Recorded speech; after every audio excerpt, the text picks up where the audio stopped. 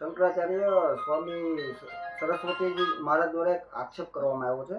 બ્રહ્મકુમારી શિવાજીનું અર્થઘટન કરે છે અને ઇસ્કોન વાળા પોતાને ક્યારેય હિન્દુમાં નથી માનતા, હિન્દુ ધર્મમાં. શું કહેશો બાપુ?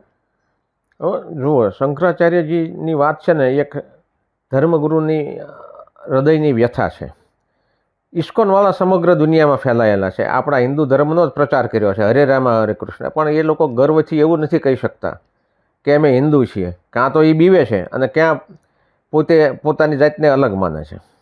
એ વાત 100% શંકરાચાર્યજીની સાચી છે. રહી વાત બીજો પ્રશ્ન બ્રહ્મકુમારી વિશે, એ ધ્યાન યોગમાં માને છે. પણ એમને જે શિવજીની વ્યાખ્યા કે મહાદેવની વ્યાખ્યા કરી છે એ શાસ્ત્ર સંમત તો નથી જ તે. એમાંય શંકરાચાર્યજી 100% સાચા છે. ગુજરાતમાં સ્વામિનારાયણ ધર્મ મોટા પ્રમાણમાં પ્રખ્યાત છે અને વિકસેલો છે. હા, એ લોકો ભગવાનને સંપ્રદાયના દાસ માને છે. હા. એક આક્ષેપ કરવામાં આવે છે. જો આપણા હિન્દુ ધર્મમાં ગુરુને પ્રાધાન્ય આપવામાં આવ્યું છે.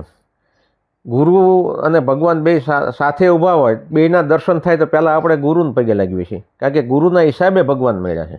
એ વાત 100% સ્વામિનારાયણ સંપ્રદાયની સાચી છે. પણ સ્વામિનારાયણ સંપ્રદાય ભગવાનને દાસ બનાવી અને જે રીતે એમના સંતો બખાડા કાઢે છે, એ તો ભવિષ્યમાં લઘુમતીમાં જવાના જ છે. અને એમને હું સંપૂર્ણ 100% હિન્દુ માનતો જ નથી. સનાતન ધર્મ ષડયંત્ર ચાલતું હોવાના શંકરાચાર્ય મહારાજના આક્ષેપ છે અને ઈસ્ટ કંપની જેવું કામ કરી રહ્યા છે તમામ સંપ્રદાયો. તો સાહેબ, આક્ષેપ કરવામાં આવે બહુ વ્યવસ્થિત વેલ મેનેજ કંપનીઓ જ છે આ બધી. આ બધા મોટા સંપ્રદાયો વેલ મેનેજ કંપનીઓ જ છે. એમાં શંકરાચાર્યજી 100% સાચા છે. એમને શિક્ષા માટે સંપ્રદાયોએ કામ કર્યું છે, પણ શિક્ષાની સાથે સાથે પોતાના સંપ્રદાયનો પ્રચાર અને બ્રેઇન વોશ સિવાય કંઈ કર્યું જ નથી. એટલે શંકરાચાર્યજી મારા મતે 100% સાચા છે. અને એક મહત્વપૂર્ણ નિવેદન આપ્યું છે કે ધર્મની આડમાં ધર્મને આ જે બધા સંપ્રદાયો છે તે નુકસાન કરી રહ્યા છે. આમાં ઇનડાયરેક્ટલી નુકસાન જ થાય છે ને. તમે શાસ્ત્ર સંમત કંઈ કરતા નથી ને પોતાનું શાસ્ત્ર ઉપજાવી કાઢો છો. તો મારી દ્રષ્ટિએ તો શાસ્ત્ર સંમત હોય એ જ ધર્મ છે.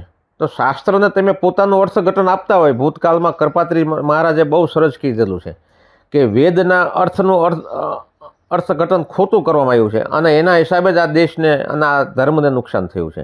શંકરાચાર્યજી આમાંય 100%